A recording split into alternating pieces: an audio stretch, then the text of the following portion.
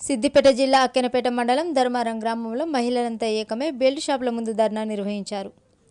ఊళ్ళో బెల్ట్ షాపుల వల్ల మగవాళ్ళంతా తాగుబోతులుగా తయారవుతున్నారని, ఇంటికి వచ్చి ఇష్టం వచ్చినట్లు కొడుతున్నారని ఆరోపించారు. ఎన్నిసార్లు చెప్పినా వారి ప్రవర్తనలో మార్పు రాలేదని వాపోయారు. బెల్ట్ షాప్ యజమానులు ఉద్దెర ఇవ్వడం వల్ల తమకు వచ్చిన కూలి పంట డబ్బులు కూడా అటే వెళ్ళిపోతున్నాయని తెలియజేశారు.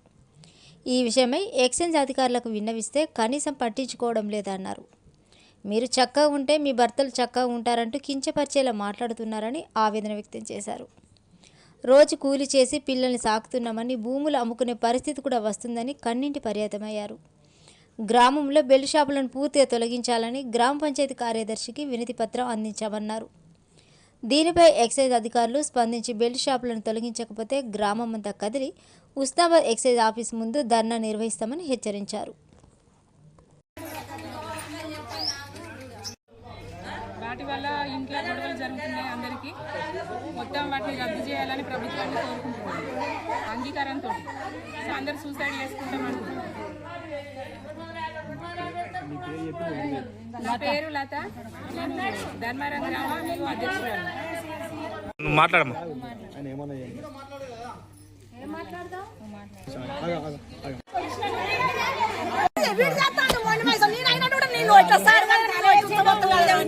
మీరు తండల బంద్ చేయర్రి, కన్ను మారినాడు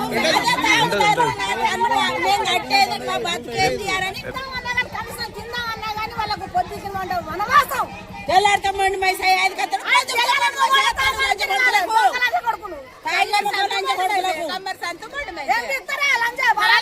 పాలు తీసుకొని వచ్చి మందు తాగుతారు. పాల బట్టలు పట్టుకొని వచ్చి మందు పట్టుకున్నారు లంచ కొడుకులు. అదే ఆడతాగుతూ కట్టుంటదా? ఇదే సమయం ఎవడంటే అనుకో మనవాడాలి.